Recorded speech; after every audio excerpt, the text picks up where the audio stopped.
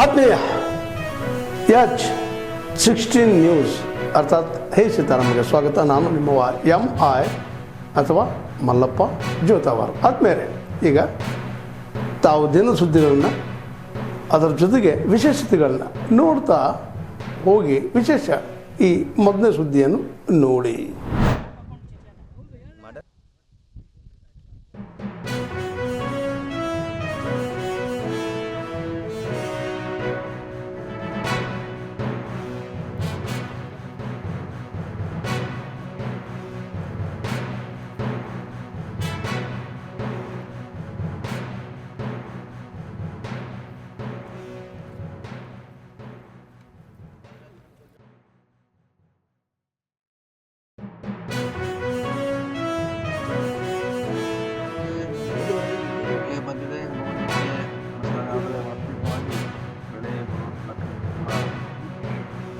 ಅಲ್ಲಿ ನಮ್ಮ ಕೃಷಿ ಇಲಾಖೆಯವರು ಸರ್ವೆ ಮಾಡಿದ್ದಾರೆ.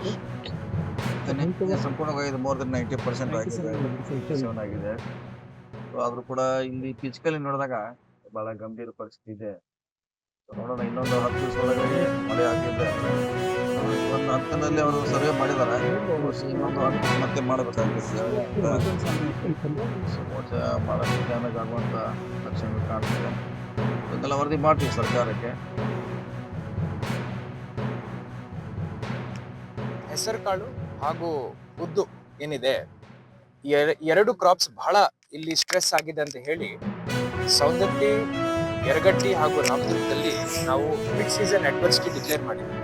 ಅಂದ್ರೆ ಈಗ ತಕ್ಷಣ ರೈತರಿಗೆ ಪರಿಹಾರ ಸಿಗೋ ರೀತಿ ನಾವು limited crop based drought declare ಮಾಡಿದ್ವಿ.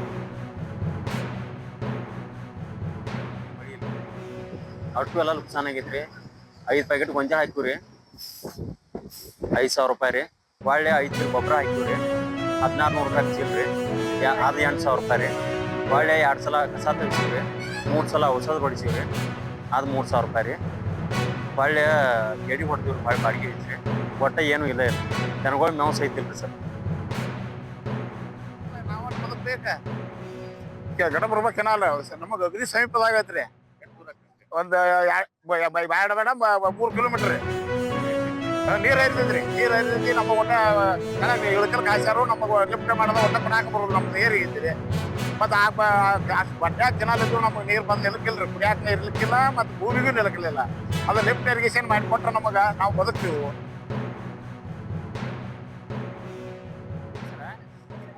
ಫಸ್ಟ್ ಮೇದಾಗ ಜೂನ್ 1ನೇ ವಾರ ಸ್ವಲ್ಪ ಮಳೆ ಆಯ್ತು, ಬಿತ್ತನೆ ಮಾಡಿಸ್ತಿ. ಬಿತ್ತನೆ ಮಾಡಿಸಿ ಹಿಕ್ಕಟ್ಟು ಏನ್ ಮಾಡಿ ಸರ್, ಅದು ಒಟ್ಟ ಏನು ಖರ್ಚ ಮೇವ ಬರೋ ಮಳೆನೇ ಇಲ್ರಿ ಸರ್. ಮಳೆ ಆಗೋದಕ್ಕೆ ಎಕರೆಗೂ ಸಿಕ್ಕಾಪಟ್ಟೆ ಖರ್ಚಾಯ್ತ್ರಿ. ಈ ದನಕರಿಗೆ ಮೇವಿನ ಸಲ ಪರಿಸ್ಥಿತಿ ಗಂಭೀರ ಆಗಿಬಿಟ್ಟೆ ಸರ್. ಇಲ್ಲ ಸರ್, ಬರೀ ಮಳೆ ಆಗುತ್ತೆ ಎಲ್ಲ ರೀ.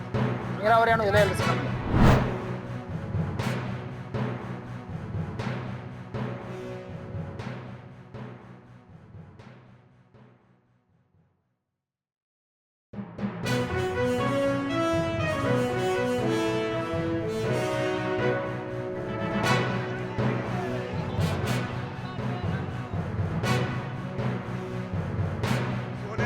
ಒಂದು ದೊಡ್ಡ ತಪ್ಪು ಮುಚ್ಕೊಳಕ ಇದೊಂದು ಸುಳ್ಳು ಹರಿಬಿಡ್ತಾರ.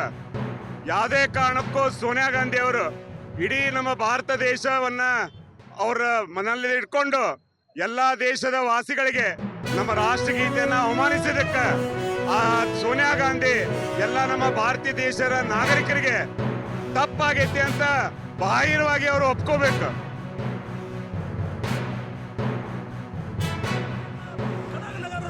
ಗಾಂಧಿ ವೃತ್ತದಲ್ಲಿ ರಸ್ತೆಯನ್ನ ತಡೆದು ಉಗ್ರವಾದ ಪ್ರತಿಭಟನೆಯನ್ನ ಇವತ್ತು ಯುವ ಮೋರ್ಚಾ ಕೈಗೊಳ್ಳಿತ್ತು.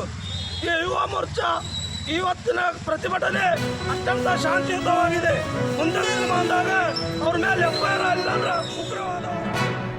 ಪುಟ್ಟರಂಗ ಶೆಟ್ಟಿ ಅವರು ಹೇಳ್ತಾರೆ, ಅವರು ಬೇಟೆಗಾರರೆಲ್ಲ ದನ ಮೇಯಿಸೋಕೆ ಹೋಗಿದ್ರು, ಹಾಗಾಗಿ ಘಟನೆ ಆಯ್ತು ಅಂತ. ಬಟ್ ಅರಣ್ಯ ಸಚಿವರು ಹೇಳ್ತಾರೆ ಇಲ್ಲ, ಅವರು ಬೇಟೆಗಾರರು, ಅವ್ರ ಬಳಿ ಮಾಂಸ ಸಿಕ್ಕಿದೆ ಅಂತ. ಈ ಗೊಂದಲ ಅಲ್ಲೇ ಸಚಿವರಲ್ಲೇ ಇದೆ. ಕ್ಲಾರಿಟಿ ಏನು? ಅವ್ರಿಗೆ ಎಲ್ಲ ವಿಚಾರನೂ ಎಲ್ಲರಿಗೂ ತಿಳಿಸಕ್ಕಾಗಲ್ಲ.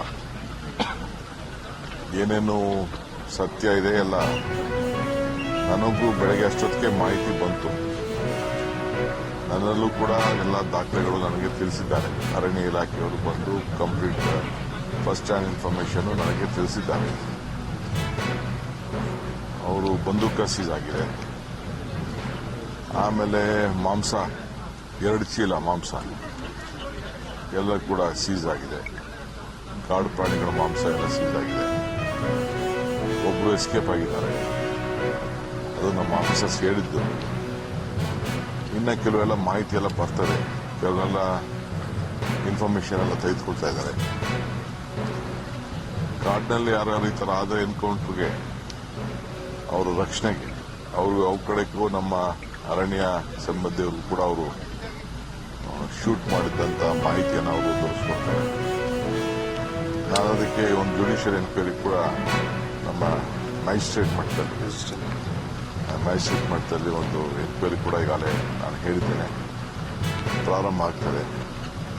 ಪರಿಹಾರ ಬೇಕು ಅನ್ನೋದು ಕೂಡ ಪುಟ್ಟರಂಗ ಶೆಟ್ಟರ ಮತ್ತು ಸ್ಥಳೀಯ ಶಾಸಕರು ಮಂಜುನಾಥ್ ಅವರ ಒತ್ತಡ ಕೂಡ ನನ್ನಲ್ಲಿತ್ತು. ಅದಕ್ಕೆ ಅವ್ರಿಗೆ ಯಾವ ಪರಿಹಾರ ಕೊಡೋಕ್ಕೆ ಸಾಧ್ಯ, ಎಷ್ಟು ಕೊಡೋಕ್ಕೆ ಸಾಧ್ಯ ಅಂತೇಳಿ ಅವ್ರಿಗೆ ನನಗೆ ಒಂದು ಒಳ್ಳೆ ಕುಡಿ ಅಂತ ಹೇಳಿದ್ದೀನಿ. ಖಂಡಿತ ಒಂದಷ್ಟು ಪರಿಹಾರ ಕೊಡ್ತೀನಿ. Nothing but attention, diversion tactics. And if they are so keen to file cases, first they should also file against Miss Swaraj, right?